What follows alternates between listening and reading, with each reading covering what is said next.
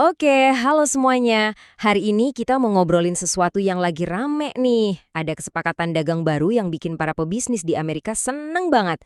Katanya sih ini perjanjian bersejarah. Nah, ini dia pernyataan resminya.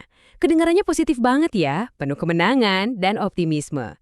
Jelas buat mereka ini deal besar. Tapi, apa sih isinya? Dan itu dia, pertanyaan utamanya. Apa sih sebenarnya kesepakatan ini? Dan apa pula itu perdagangan resiprokal? Di balik semua heboh-hebohnya ini, sebenarnya ada konsep ekonomi yang penting banget buat kita pahami. Oke, anggap aja saya ini tutor ekonomi kalian untuk hari ini ya.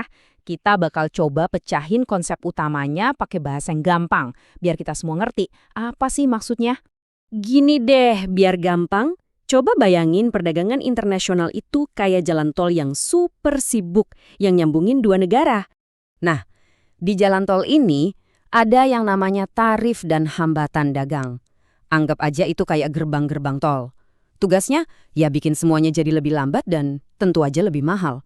Nah, disinilah konsep perjanjian perdagangan resiprokal masuk. Ini pada dasarnya kesepakatan antara dua negara atau lebih buat, gimana kalau gerbang tol kita masing-masing kita buka aja, atau paling nggak kita turunin biayanya?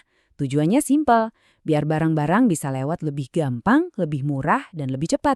Jalan tolnya jadi lancar jaya. Oke, konsepnya udah dapat ya.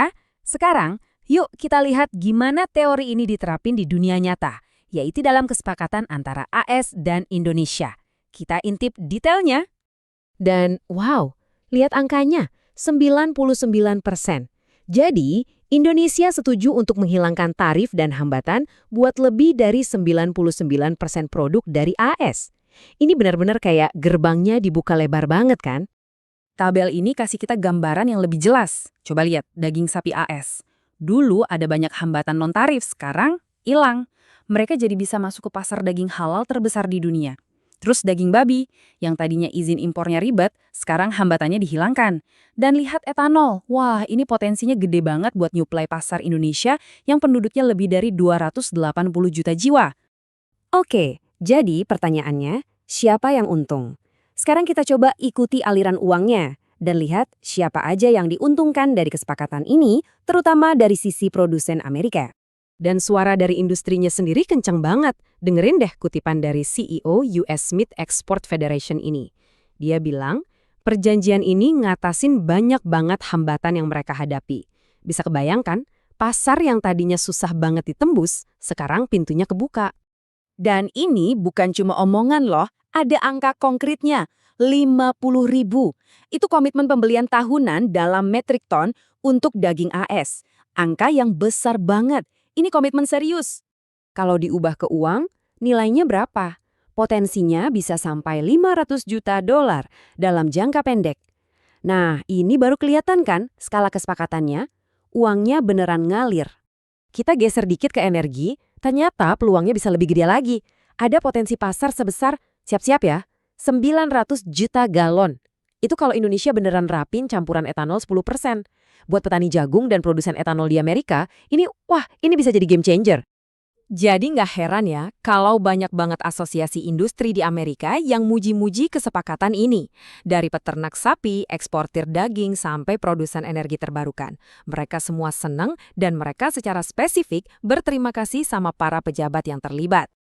Oke, kita udah lihat detail-detailnya. Sekarang coba kita tarik napas dan lihat dari jauh. Apa sih pelajaran yang bisa kita ambil dari kasus ini tentang perjanjian dagang secara umum? Satu hal yang jelas banget dari semua materi yang kita bahas. Dari sudut pandang produsen Amerika, ini kemenangan besar. Titik. Mereka dapat akses pasar baru yang gede, hambatannya diilangin, dan potensi untungnya luar biasa. Tapi, nah ini dia pertanyaan terakhirnya. Ingat kan tadi di awal kita ngomongin resiprositas, artinya kan timbal balik, jalan dua arah. Yang kita bahas barusan kan kebanyakan soal apa yang didapat Amerika. Ini bikin kita mikir, kalau jalan tolnya dibuka dari satu arah, pasti ada juga kan yang dibuka dari arah sebaliknya.